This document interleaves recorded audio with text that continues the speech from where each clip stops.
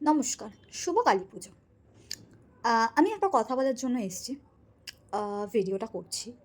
সেটা হচ্ছে আমরা বাঙালিরা কি সবসময় নিচু হয়ে থাকবো? হ্যাঁ, এটা ঠিক যে সব বাঙালি নয়। দেখুন, বাংলায় থাকছি, বাংলায় খাচ্ছি, আর এদিকে কথা বলবো হিন্দিতে। কেন ভাই?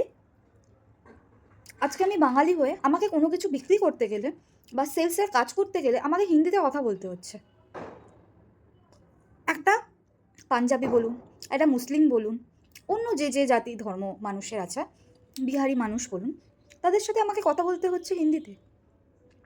কিন্তু আমি যখন বাইরের স্টেটে যাচ্ছি, বিহার যাচ্ছি, ইউপি যাচ্ছি, তখন তো আমি বাংলায় কথা বলছি না, তখন তো আমাকে হিন্দিতে কথা বলতে হচ্ছে।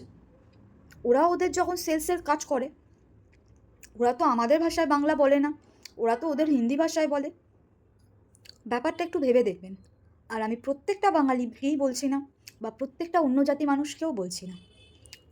অনেকেই আছেন যারা নন বেঙ্গলি হয়ে থাকেন, অনেকেই আবার তারা বাংলায় কথা বলে বা কথা বলার চেষ্টা করে। সবার জন্য আমি বলছি না, কিন্তু বাঙালিরা যে সবসময় নিচু হয়ে থাকবে সেটাও তো নয়।